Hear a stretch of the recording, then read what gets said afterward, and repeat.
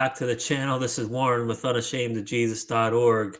And today, first of all, I want to thank all of our subscribers. I want to thank all of you for supporting this ministry. I want to thank you for your donations. And we're going to be continually, hopefully, upgrading our equipment here. Maybe, hopefully, everything is sounding better. Today, we're going to be taking a look at Pastor Steven Anderson. I know this guy has always been a highly controversial pastor, as you call him.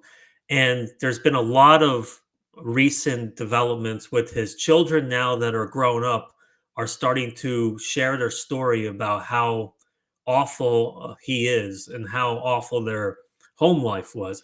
So I want to kind of play a few things here, and I want to show you that Steven Anderson actually disqualifies himself from ministry. So let me begin with this message here, Steven Anderson. By the Bible. And number 5, I have proven that I am qualified to be a pastor. And you want to know how I've proven that I'm qualified to be a pastor? By successfully doing the job for 18 and a half years. That's how I proved that I'm qualified to be a pastor. You see, these scriptures are being taken out of context anyway, because this scripture in 1 Timothy 3 is about an untested, unproven guy. Like, who do we look for to put in this position? Well, let's look for a guy that has these essential qualities, because we don't know if he can do the job. We don't know if he's going to be right. We don't know if he's going to succeed. Titus is saying, well, we need to ordain elders in every city, so let's look for a guy that checks these boxes. By the Bible?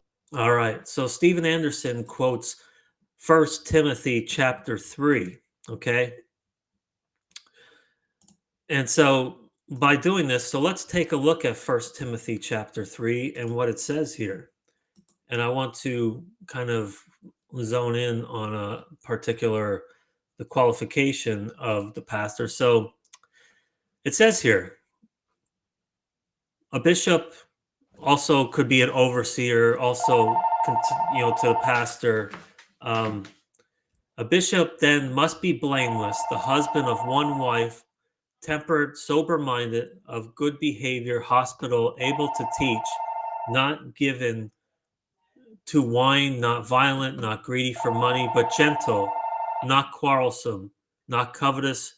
Now, I want you to particularly look at this one who rules his own house well, having his children in submission with all reverence. If a man does not know how to rule his own house, how will he take care of the church of God? So, the Steven Anderson, is he able to take care of his own household? Well, let's take a look at what his actual children say about him. I want to go to protestia.com and take a look at an article there. And as you'll see, you might have heard recently, Steven Anderson's son was out and gave a lot of his own personal testimony about his father. We'll take a look at that. But his daughter now has come out also. Steven Anderson's daughter alleges home life was so bad. I remember even as a little kid praying that God would kill me. Okay, this is really bad, people. So let's take a listen to what she as you said, my dad is Steven Anderson, and a lot of people know him because obviously he's kind of a well-known preacher, especially in like IFB circles, and he started that NIFB or whatever, that whole movement, which is like obviously like an affiliation of pastors. So the thing is, though, like what people didn't realize, I don't think in like my church or like other churches, was like he was very abusive, like both to my mom and us, like as kids. From a very young age, I can remember my dad would hit my mom. He would like assault her in various ways. To give an example, which like this is like, something random, but we always had like these bar stools in our kitchen, and I remember as a kid, like they were always broken because he would like throw them at my mom. He would hit her with them. He would like hurl them across the room at her head and stuff. And so like we probably bought new bar stools. And as you can see, this is her brother Isaac, and he is also affirming the same story. Stools like every month, like growing up, it was ridiculous. And we were not like very well to do. So like oftentimes we would literally like us kids would like have to like glue these bar stools back together. Other times, like I remember she like he was like he got upset at her because she had like or she got upset at him because he had like used her sewing scissors for something that like wasn't sewing, and she had like told him like, oh, like don't do that, you know, these are like my special sewing scissors, because my mom was like super into crafting or whatever. And I remember my dad like broke all of her like sewing scissors in half, and he was like throwing them at her, like, and they were like, I remember like some like hit her in the face and like on her arms and stuff. And I remember like being a little kid and like having to clean up all the like broken in half sewing scissors. So it was a lot of things like that growing up, where it was like I not only like saw my mom abused in a lot of ways, like he would like beat her with like this like electrical like extension cable, which he also like would beat us with at times. Sometimes they would like send us out of the house, like sometimes they would be like, okay, go to the backyard, and we would like all be like standing in the backyard, and we could like hear my mom in the house like screaming and crying, and my dad like beating her. And then sometimes like he would just be angry and he wouldn't like even care to like, you know, send us away. So it was like I would have to like take my siblings, like, you know, and like put them in the other room and try to distract them and like read them a story or something. But it was like, you know, it's kind of hard to distract from that kind of thing. So that that's the testimony of Steven Anderson's own daughter. Now, his son also came out as Protestia covered this, and as you, if you could see where I'm going with all this, is that Steven Anderson himself quoted, um, he quoted First Timothy chapter 3, okay, and he he you know, and as I showed you in First Timothy chapter 3, it says if you can't even, you know, take care of your own house, if your house is a complete disarray and out of order, you are not qualified to be a pastor of a church, because you can't even get control of your own family. And so, by Steven Anderson's own reference, he disqualified himself from this. Now, it doesn't take much to disqualify. I mean, he should have been disqualified a long time ago. Probably never was qualified to be a pastor. And so, I wanted to kind of bring this up because this keeps continually being exposed, is his abuse of his children and his wife, and it's just horrible. And we all know that, you, as you probably know, all through the years, I mean, Steven Anderson has always been a controversial pastor who's always wished death upon gay people and such. Um, Let me share you a link with his son. This is his testimony of his son here. And Steven Anderson's own son details the vicious abuse and beatings. He started kicking and stomping me on the floor. He said he was going to kill me. He said there is no interracial marriage allowed.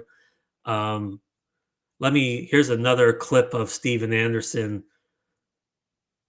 as where he condemns his own son. I guess his son may have fell in love with a Hispanic woman. Let's see what he says.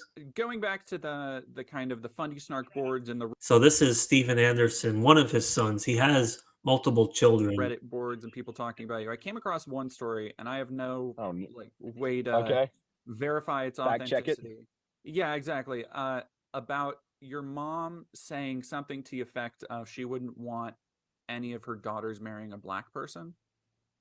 Oh, absolutely. That is absolutely true. Black, Mexican, they're not marrying any of those. Neither the sons, either, for that matter. That is I didn't see that on Reddit, but that is absolutely true.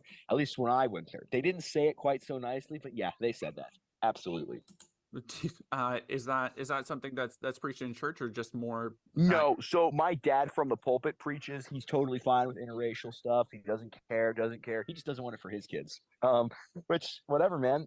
That's their thing. They absolutely said that, though. I'm sure they may or may not deny saying that, but they said that, both of them, on many occasions. Is that so? Yeah. That's something that you would. So that's with so Steven Anderson, and it sounds like the mom also forbidded them from having interracial marriages. Here's Steven Anderson's son Well, also I and guess we'll see. you an mentioned that there interview. were some messed up things you went through. Are there any of those that you'd want to talk about? I mean, just excessive physical punishment, more so. For example, the group chat, when he said he beat us, he definitely was not exaggerating.